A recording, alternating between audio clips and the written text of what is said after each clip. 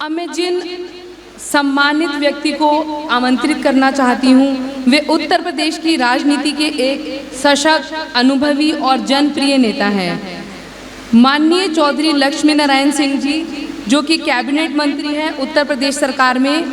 विधायक और मंत्री के रूप में उनका जीवन जन सेवा, किसान हित और ग्रामीण विकास को समर्पित है। मैं आप सभी से चाहूँगी कि कृपया तालियों से उनका स्वागत करें। मंच पे विराजमान हमारे मार्गदर्शक के रूप में परम श्रद्धेय, जिन्हें लंबा केंद्र सरकार का, राज्य सरकार का अनुभव है, आदरणीय अश्विनी चौबे जी, Dwivedi ji,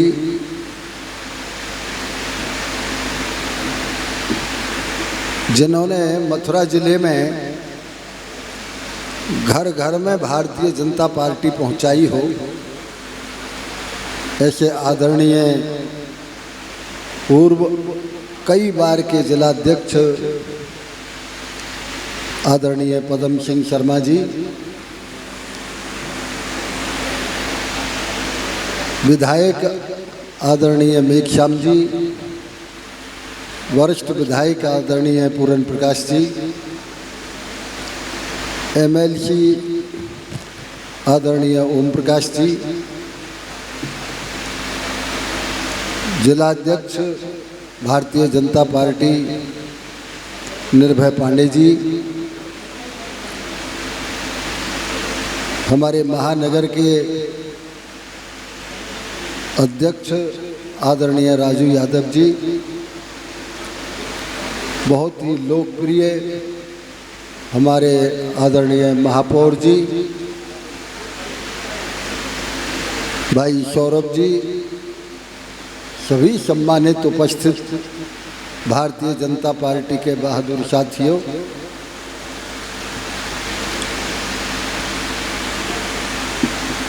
one election one nation, इसके बारे में आप सब बहुत अच्छी तरह जानते हैं। क्या फायदे हैं, क्या नुकसान हैं, इसकी आवश्यकता क्यों पड़ी।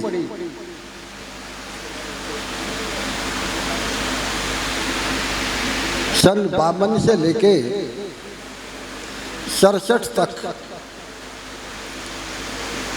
पूरे देश में लोकसभा और विधानसभा के चुनाव एक साथ हुआ करते थे। पहली बार भारतीय जनसंघ और चौधरी चरण सिंह की सरकार जब उत्तर प्रदेश में शामिल बनी, ये देन केवल कांग्रेस सरकार की है भारतवर्ष में कि उन्होंने सरकार को बर्खास्त करके और फिर मध्यावधि चुनावों का प्रचलन शुरू कर दिया।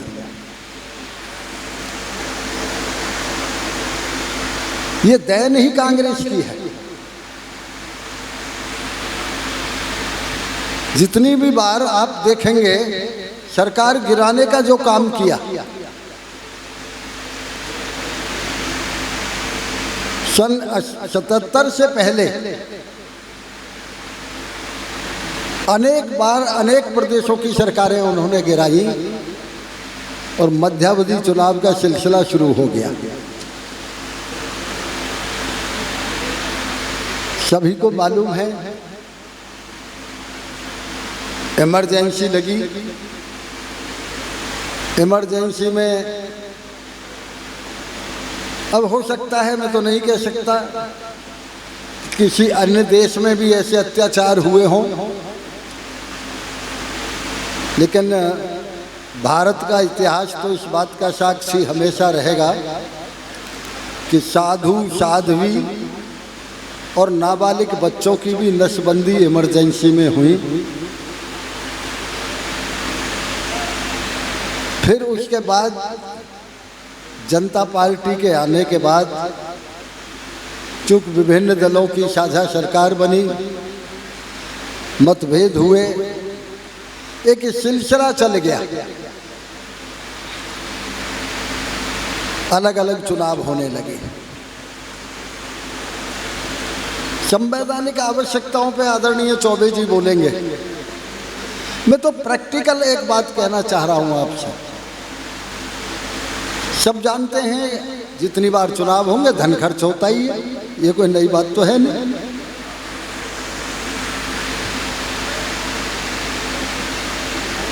लेकिन जब हमारे चुनाव होते हैं उसके बाद सिलसिला शुरू हो जाता है मेयर साहब के चुनाव का, सिलसिला शुरू हो जाता है नगर पंचायत और नगर पालिका के चुनाव का।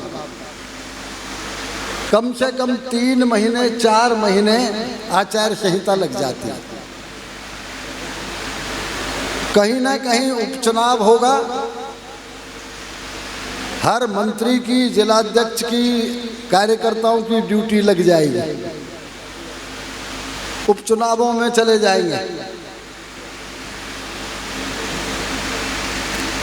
उपचुनाव होते ही रहते हैं। विधानसभाओं के चुनाव, उत्तर प्रदेश का चुनाव हुआ, तुरंत बाद राजस्थान का, मध्य प्रदेश का चुनाव हो गया। कार्यकर्ता भी लग गए, मंत्री भी लग गए, एमपी भी लग गए, समस्त मशीनरी जनप्रतिनिधियों की लग गई। अब जनप्रतिनिधियों की मशीनरी तो लगी,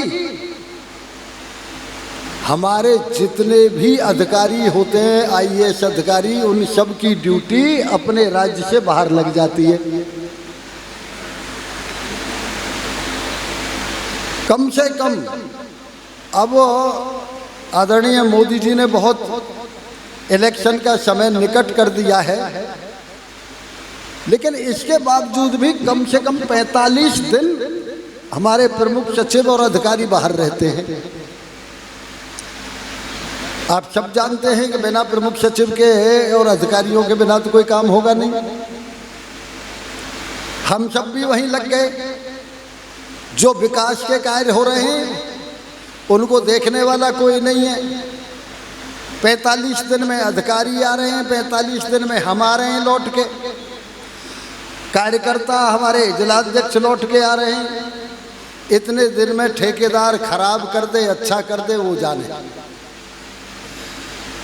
जनता हमसे आके कहती है ये तो खराब हो गया काम, उस काम में लग गए, उपचुनावों में लग गए, कोऑपरेटिव के चुनावों में लग गए, जिला पंचायत ग्राम सभा के चुनावों में लग गए, ब्लॉक प्रमुख के चुनावों में लग गए। यदि कुल टोटल लगा के आप देखेंगे तो हमारे 5 साल के कार्यकाल में कम से कम 3.5 साल चुनावों में जाता है। अब जब 3.5 साल चुनावों में चला जाएगा तो 1.5 साल में आदमी कितना काम करेगा और कितने अधिकारी काम करेंगे। आचार संहिता में कोई काम होता नहीं, आप और हम चले जाएंगे बाहर, काम की क्वालिटी खराब होगी। इससे भी एक बड़ा नुकसान और है, हर चुनाव पे वोटिंग का काम शुरू होता है।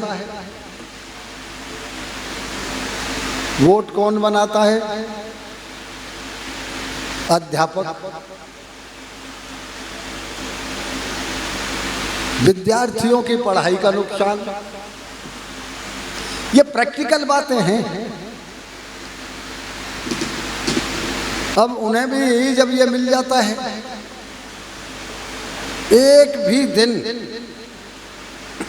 जब से मतदान का कार्यक्रम शुरू होता है, मतदाता सूची का, और जिस दिन तक मतदाता सूची का प्रकाशन होता है, इतने बीच में एक भी दिन कोई अध्यापक विद्यालय में नहीं जाता, और एक दिन भी पहले उस काम को पूरा नहीं करता है। उस काम को भी पूरा उसी दिन करेंगे जिस दिन आखिरी तारीख होगी।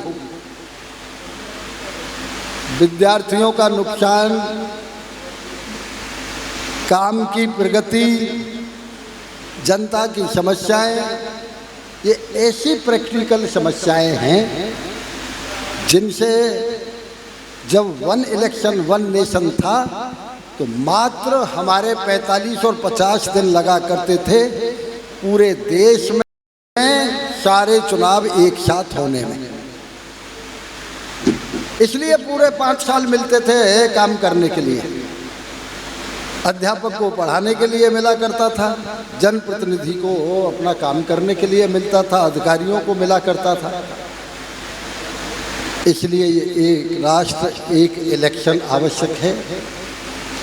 दूसरा, ये देखने में आ रहा है जिन देशों में वन इलेक्शन वन नेशन है उनकी प्रगति में और अन्य देशों की प्रगति में जमीन आसमान का अंतर है। पूरा वक्त मिलता है, अधिकारी को भी मिलता है, जनप्रतिनिधि को भी मिलता है, जनता को भी मिलता है, विद्यार्थियों को पढ़ने का भी मिलता है, अध्यापकों को पढ़ाने का भी वक्त मिलता है। जहाँ धन के खर्च की बात है, आदरणीय चौबे जी को तो बहुत लंबा अनुभव है। हम लोगों को भी भेज दिया जाता है कभी कभी साउथ में। हमारा यहाँ चुनाव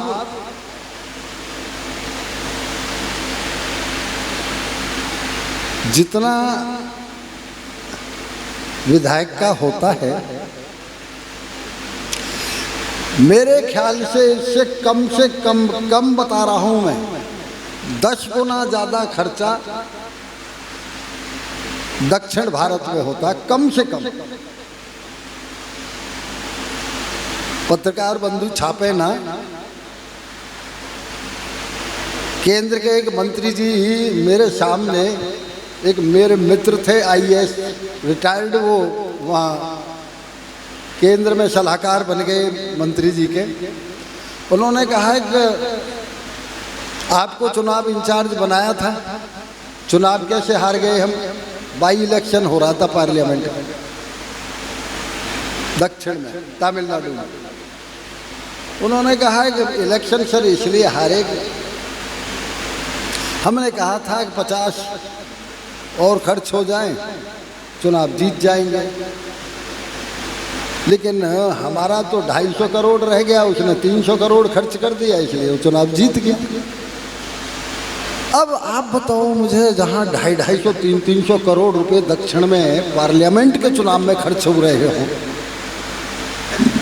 यदि मध्यावधि चुनाव हों, साल में 2-2 बार चुनाव होंगे, तो ये देश की बर्बादी तो है, देश के धन की तो बर्बादी है।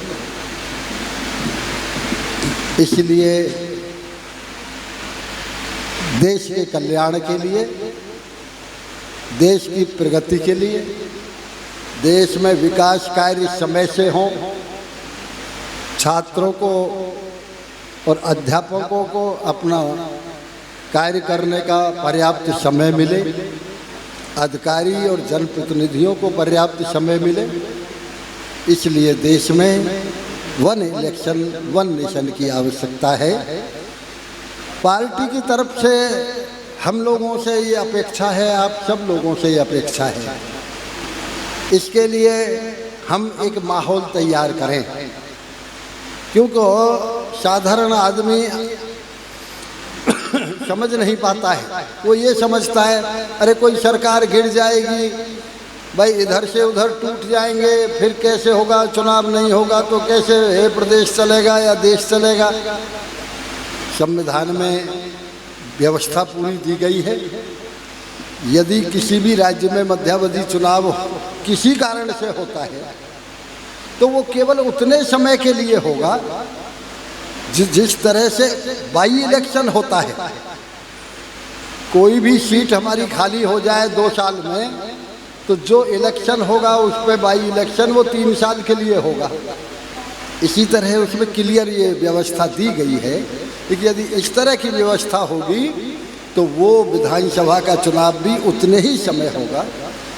और हमारे देश के पूर्व राष्ट्रपति की अध्यक्षता में ये सारा निर्णय हुआ है आदरणीय मोदी जी का। एक एक क्षण देश के कल्याण के लिए, प्रगति के लिए है।